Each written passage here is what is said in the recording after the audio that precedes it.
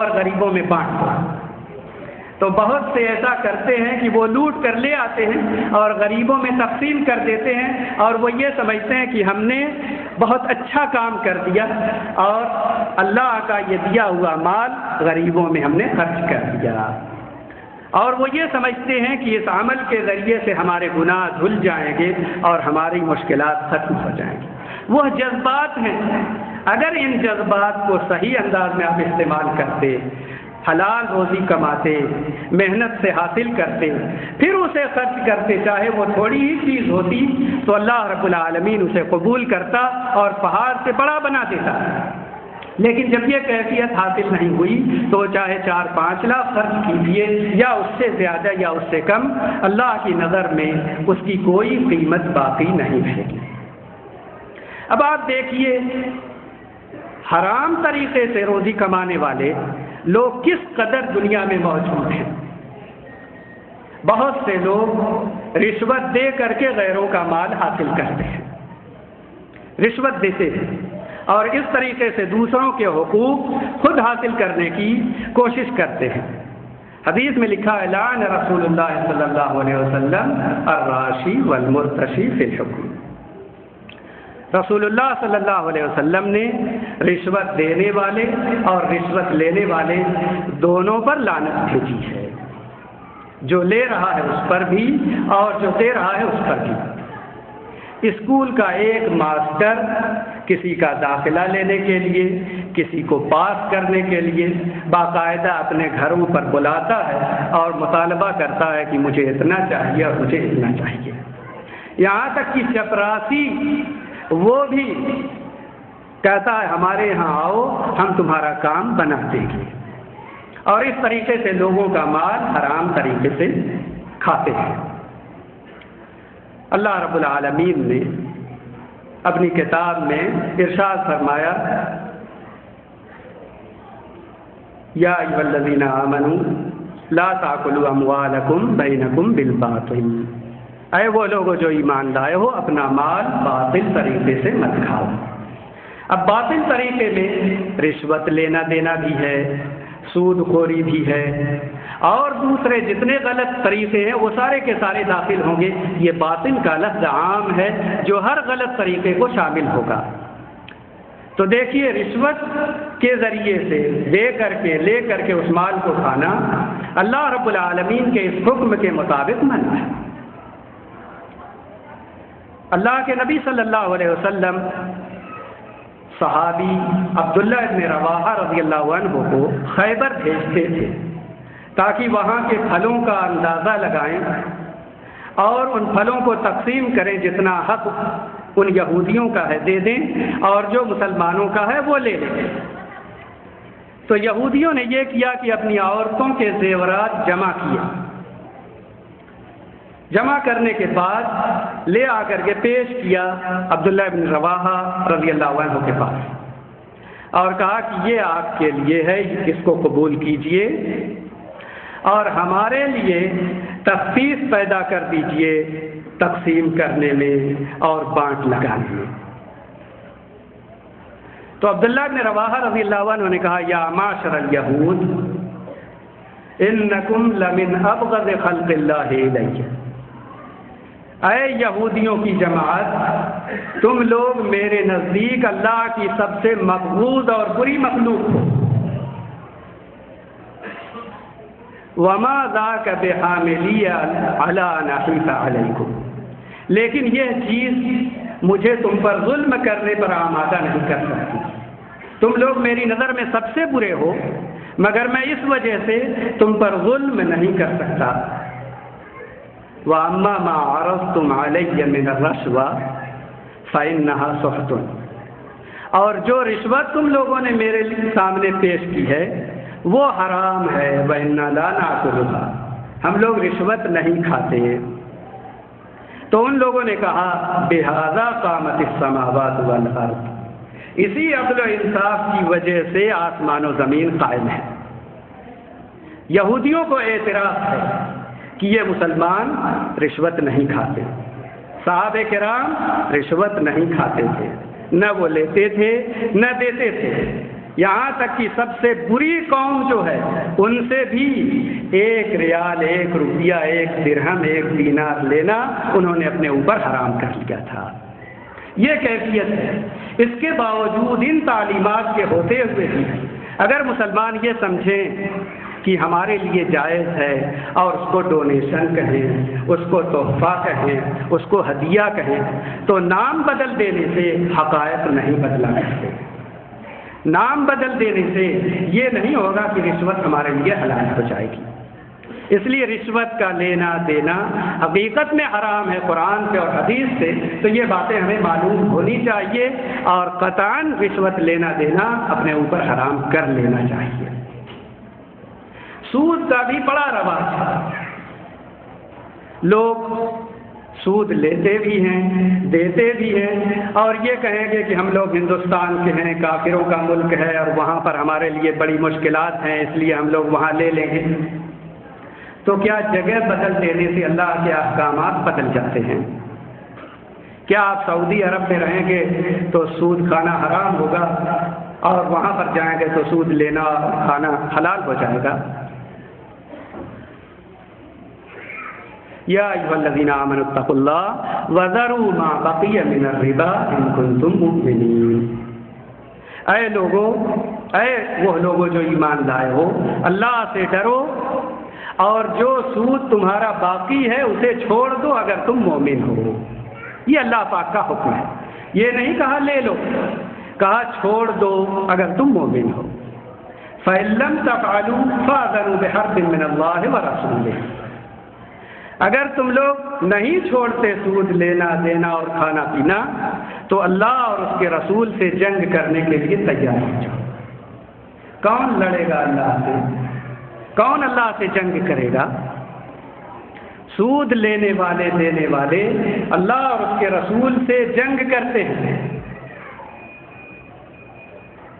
فَإِن تُبْتُمْ فَلَكُمْ رُءُوسُ أَمْوَالِكُمْ لَا تَظْلِمُونَ وَلَا تُظْلَمُونَ۔ اگر توبہ کر لو تو تمہارا اصل مال تمہارے لیے ہے، نہ تم پر ظلم کیا جائے گا نہ تم دوسروں پر ظلم کرو۔ اپنا مال لو، دوسرا جو تمہارے لیے وہاں پر آ گیا ہے اسے چھوڑ دو۔ دیکھیے کس طریقے سے اللہ رب العالمین نے حکم دیا ہے کہ تم لوگ سود لینا چھوڑ دو، اسے مت کھاؤ۔ اگر کھاؤ گے تو یہ سوچ لو کہ تم اللہ اور اس کے رسول سے لڑ رہے ہو، جنگ کر رہے ہو۔ ظاہر ہے جو اللہ اور اس کے رسول صلی اللہ علیہ وسلم کے سامنے کھڑا ہوگا وہ ہلاک اور تباہ ہو جائے گا، برباد ہو جائے گا۔ اور آپ دیکھ رہے ہوں گے کہ جتنے لوگ سود کا پیسہ لے کر کے سعودی عرب آئے ہوئے ہیں ان کا سود ہی ختم نہیں ہوتا، وہ مسلسل پریشان ہیں۔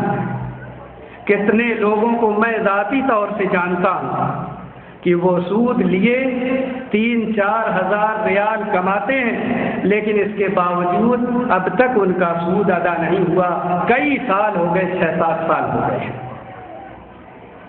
کیونکہ یہ لڑ رہے ہیں اللہ سے، اور اللہ سے لڑنے والا تباہ ہو جائے گا، ہلاک ہو جائے گا، برباد ہو جائے گا۔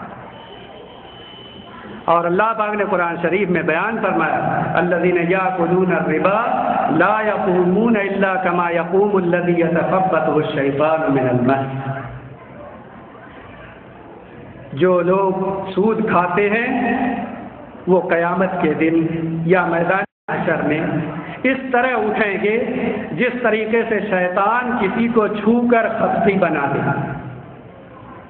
اب شیطان کسی کو چھو کر خطی بنا دے اور اس کا حال ٹھیک نہ رہے تو اٹھے گا گر جائے گا، پھر اٹھے گا پھر گر جائے گا۔ یہی کیفیت ہوگی اس شخص کی جو سود کھاتا ہے، وہ قیامت کے دن اٹھے گا یا میدان محشر میں آئے گا تو اس کا حال یہی ہوگا کہ وہ اٹھے گا گرے گا جس طریقے سے کوئی مدہوش ہو اور اسے کچھ معلوم نہ ہو، اس پر شیطانی اثر واقع ہو گیا۔ ذالک بأنہم قالوا انما البیع مثل الربا۔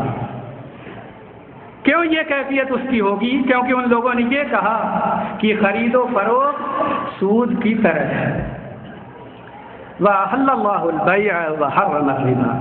اللہ تعالیٰ نے خرید و فروخت کو حلال کیا ہے اور سود کو حرام کیا ہے، اور یہ لوگ اللہ رب العالمین کی حرام کردہ چیز کو حلال کرتے ہیں۔ ان لوگوں نے دو جرم کیے۔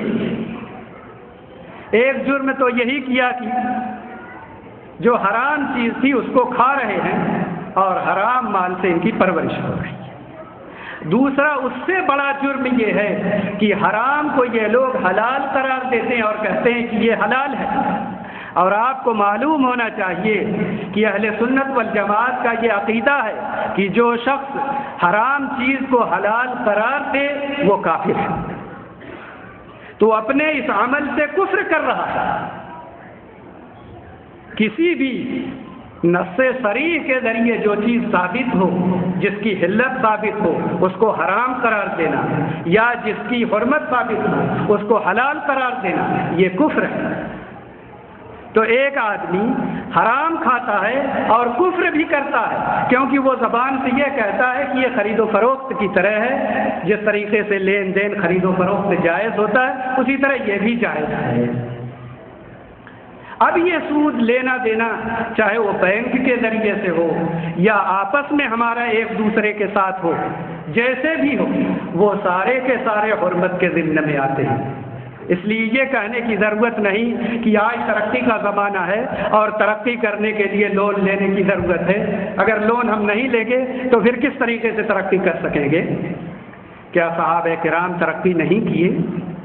کیا وہ لوگ سود لیتے تھے یا دیتے تھے یا اسے کھاتے تھے؟ کیا ان کے ہاں مسلمانوں میں یہ رواج تھا؟ یہ سب چیزیں تو یہودیوں کے اندر تھیں۔ وہ لوگ سود کھاتے تھے، سود لیتے تھے، دیتے تھے۔ مسلمانوں کے لیے یہ چیز حرام تھی اور آج تک حرام ہے اور قیامت تک حرام رہے گی۔ وہ کسی کے کہنے سے یا کسی عالم کے فتویٰ دینے سے حلال نہیں ہو سکتی۔ حرام چیز میرے کہنے سے حلال نہیں ہوگی یا کسی عالم کے کہنے سے حلال نہیں ہوگی۔ جو حرام ہے وہ حرام رہے گی۔ یہاں تک کہ حدیث میں لکھا ہوا ہے کہ سود کھانا، حقیقت میں سود کے دروازے ہیں 72 دروازے ہیں، 73 دروازے ہیں، اس کے 73 دروازے ہیں، اور سب سے بڑا سود یعنی سود سے بھی بڑا گناہ کسی بھی مسلمان کی عزت کو پامال کرنا ہے۔ تو دیکھیے کس طریقے سے نبی صلی اللہ علیہ وسلم نے اس کے مختلف ابواب بتائے اور کہا مختلف انداز سے لوگ سود کھاتے ہیں، اور یہ سب کے سب چاہے وہ اس راستے سے آئے یا اس راستے سے یا اس راستے سے، سب کے سب حرام ہیں اور کوئی بھی حلال نہیں ہے۔ اسی لیے نبی صلی اللہ علیہ وسلم نے سود لینے والے، سود دینے والے، سود کے لیے لکھنے والے، سود کے لیے گواہی دینے والے سب پر لعنت بھیجی ہے۔ نبی صلی اللہ علیہ وسلم لعنت بھیجتے ہیں، اور آپ کو معلوم ہونا چاہیے کہ لعنت کا لفظ سب سے سخت لفظ ہے جو ہماری شریعت میں استعمال ہوا ہے۔ ایسا سخت لفظ استعمال ہوا ہے۔ لعنت کا معنی ہے اصلاً الطرد والابعاد عن رحمت اللہ، کہ کسی کو بھگا دیا جائے، اللہ کی رحمت سے دور کر دیا جائے، تم قریب نہ آؤ، تم اللہ کی رحمت کے مستحق نہیں ہو، تو ایسا شخص لعنت زدہ ہے۔ گویا اللہ تعالیٰ کسی کو اپنی رحمت سے دور کر دے، بھگا دے، تو وہ ملعون شخص ہے۔ تو نبی صلی اللہ علیہ وسلم نے لعنت بھیجی ہے۔ یہاں تک کہ سود لینے کو کہا کہ 36 بار زنا کرنے کے برابر ہے۔ اس طریقے کی روایات موجود ہیں جس میں اتنی شدت آئی ہوئی ہے۔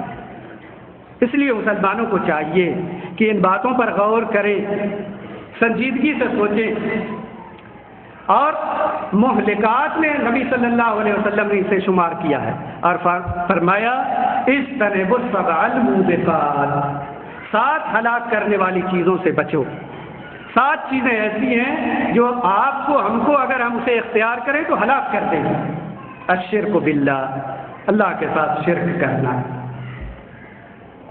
وقتل النفس التي حرم اللہ الا بالحق، ایسا نفس جس کا قتل کرنا، جس کی جان لینا اللہ نے حرام کر دیا ہے، اس کی جان لے لی جائے۔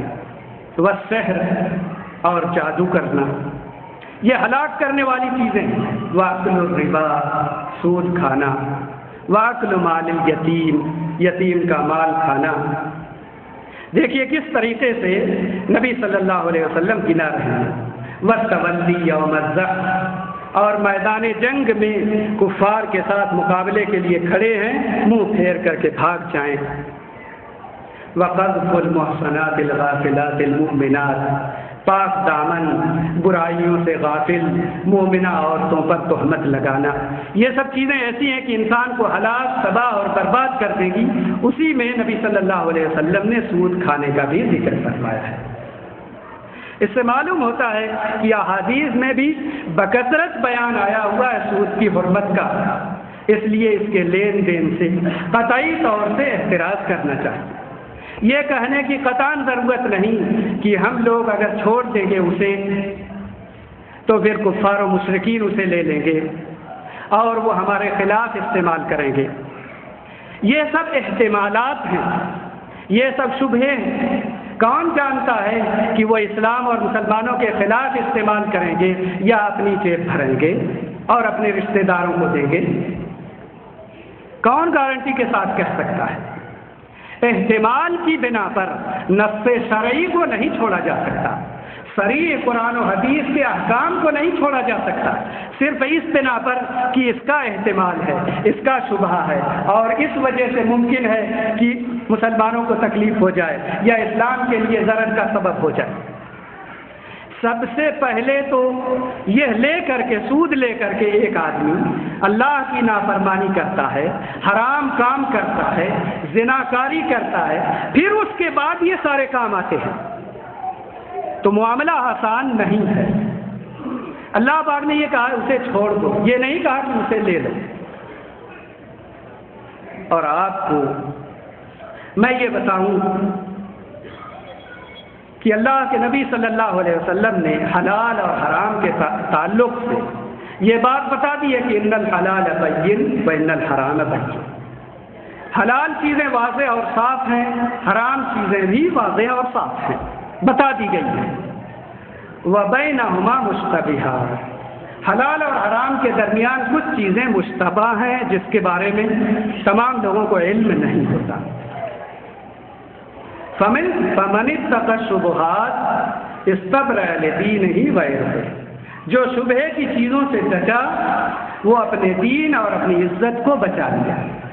ومن وقع فی الشبہات وقع فی الحرام، اور جو شبہے میں پڑا وہ حرام میں پڑ گیا۔ میں یہ اس لیے بیان کر رہا ہوں کہ بہت سے لوگ یہ بات کہیں گے کہ نہیں ہم فلاں عالم کا فتویٰ لیتے ہیں، آپ کی بات سے مطمئن نہیں ہیں، ہم اسے حرام نہیں سمجھتے، یا یہ ہے کہ ہمارے ملک میں لینا جائز ہے، یا اس طرح کی باتیں کوئی کرے، تب بھی اسے اس سے تو انکار نہیں ہو سکتا کہ یہ معاملہ اگر وہ اس کو حرام نہیں بھی سمجھتا تو شبہے سے خالی نہیں ہے، اور جو شبہے کی چیزوں سے بچا وہ حرام سے بچ گیا۔ جس طریقے سے جانور کو چرانے والا اپنے جانور کو چراتا ہے کھیت کی مڈیر پر، تو مڈیر پر چرتے چرتے بہت ممکن ہے کہ اس کا جانور اس کھیت میں سے کھا لے، اور اس کھیت میں سے کھانا اور کھلانا تو جائز نہیں جو دوسرے کا ہے۔ تو نبی صلی اللہ علیہ وسلم نے باقاعدہ اس کی مثال دی، کرائی یرعی حول الحمى یوشک ان یرتع فیہ، الا وان لکل ملک حمى الا وان حمى اللہ محارمہ۔ ہر بادشاہ کی مڈیر ہوتی ہے اور وہ اپنی چراگاہ کو الگ کرتا ہے دوسروں سے، اور اللہ کی جو مڈیر ہے اور جو باؤنڈری ہے وہ اللہ کی حرام کی ہوئی چیزیں ہیں، اس کے قریب مت جاؤ، قریب جاؤ گے تو اس بات کا ڈر ہے کہ حرام میں پڑ جاؤ گے۔